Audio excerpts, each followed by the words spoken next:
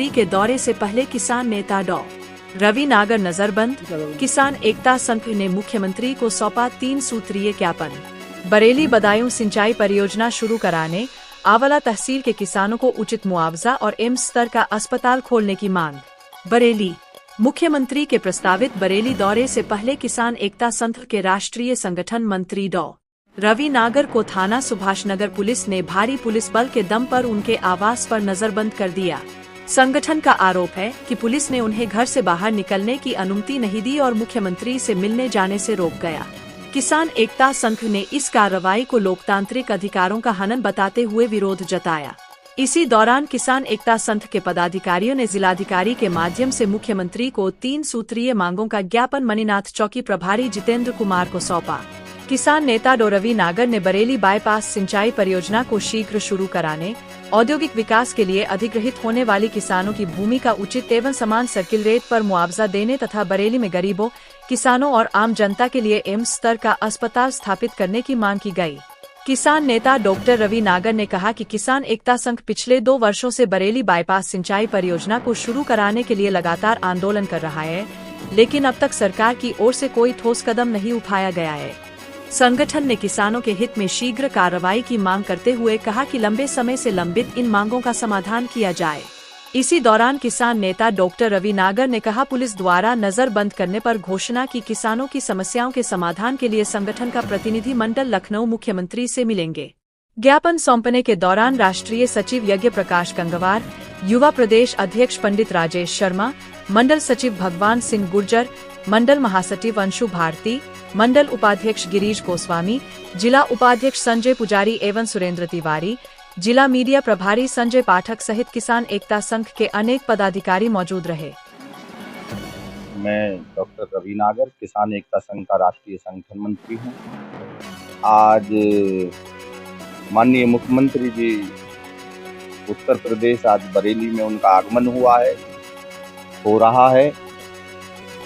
मैं सुबह जब उठा तो मैंने देखा कि मुझे हाउस अरेस्ट किया गया। मैंने कारण जानना चाहा तो तब मेरी जानकारी में हुआ कि प्रशासन को शायद ये अंदेशा था कि माननीय मुख्यमंत्री जी के कार्यक्रम में अगर मैं स्वतंत्र रहता हूं तो शायद कोई कार्यक्रम में व्यवधान हो सकता है। अब क्योंकि हम किसान हैं, हम शांति प्रिय लोग हैं, हम कोई राजनीतिक लोग नहीं हैं, तो हमने प्रशासन का सहयोग किया है। लेकिन एक सवाल अवश्य है हमारे मन में कि जो लोग किसानों की आवाज़ उठाते हैं, जो लोग आम जनता की आवाज़ उठाते हैं, जो लोग ये चाहते हैं कि देश का किसान समृद्ध हो जाए, ये सवाल है हमारे मन में कि उनको अगर इस तरीके से घर में बंदी बनाया जाएगा तो ये स्वतंत्र संवैधानिक प्रक्रिया इसे मैं नहीं मानता। लेकिन फिर भी क्योंकि हम शासन और प्रशासन के सहयोगी हैं, हम कोई राजनीतिक लोग नहीं हैं, हम इस देश के किसान हैं, अन्नदाता हैं। हम चाहते हैं कि देश समृद्ध हो, आम जनता में सुरक्षा की भावना बनी रहे, तो हमने इसका स्वागत किया है। हम सहयोग कर रहे हैं, लेकिन इस तरीके से घर में जिनको नज़रबंदी किया जाता है, मैं समझता हूँ कि उनका कोई ना कोई अपराध है। और मेरा अपराध सिर्फ इतना है कि मैंने किसानों के लिए आंवला के अंदर 10 गांवों का अधिग्रहण हो रहा है। गरीब लोग हैं, किसान हैं, मजदूर वर्ग के लोग हैं। मैंने उनकी आवाज़ को उठाया। मैंने कहा कि इतने कम सर्किल रेट पर वहाँ के किसान जमीन नहीं देंगे। ये मेरा दोष है, ये मेरा अपराध है।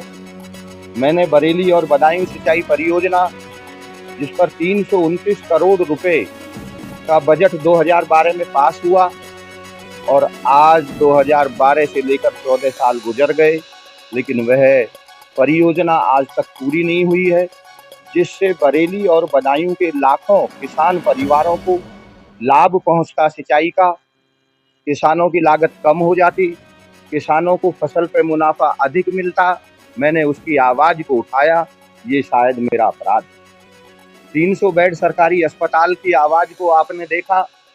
मैंने इतना लंबा आंदोलन किया कि आम जनता को वहां चिकित्सा सेवाएं अच्छी मिले, आम जनता के लिए जो सरकार योजनाएं दे रही है उसका भरपूर लाभ मिले।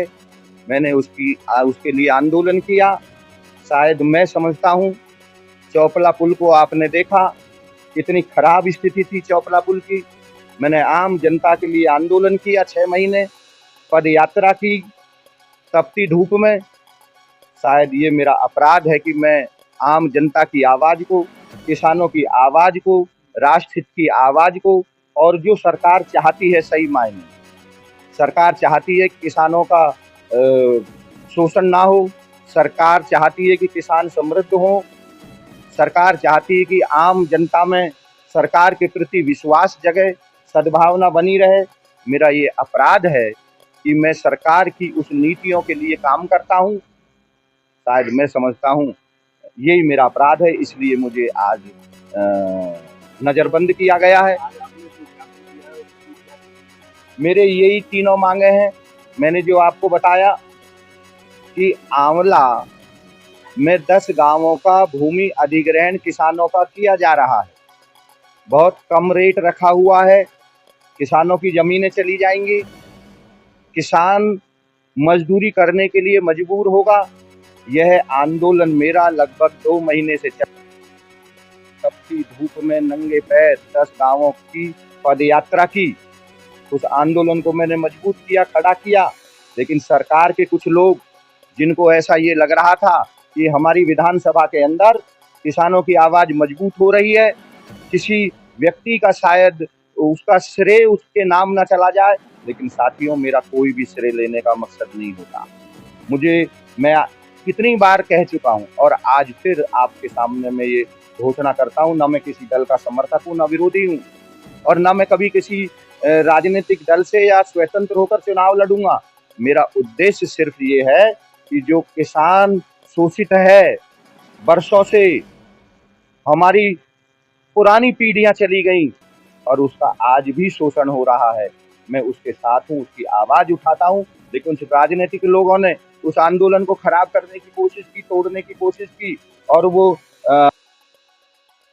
विधायक है, मैं ज्यादा किसी का नाम लेना नहीं चाहता हूं, सब लोग जानते हैं, उसको श्रेय लेने के चक्कर में कुछ किसानों को जो भाजपा से समर्थित है, जिनको ये अच्छा नहीं लग रहा कि किसानों को ज्यादा लाभ हो जाए, उनका अधिग्रहण अधिक मूल्य पर हो जाए, कुछ ऐसे लोग भी हैं जिनको ये अच्छा नहीं लग रहा। वो लोग जाकर इस आंदोलन को तोड़ने की बात कर रहे हैं। लेकिन साथियों, इस किसान एकता संघ डॉक्टर रवि नागर, जब तक न्याय नहीं मिलेगा किसानों को, वह किसानों की लड़ाई निस्वार्थ है। माननीय मुख्यमंत्री को संबोधित करने ज्ञापन थाना राजनगर के संबंध जो आए हुए हैं अधिकारी, मैंने उनको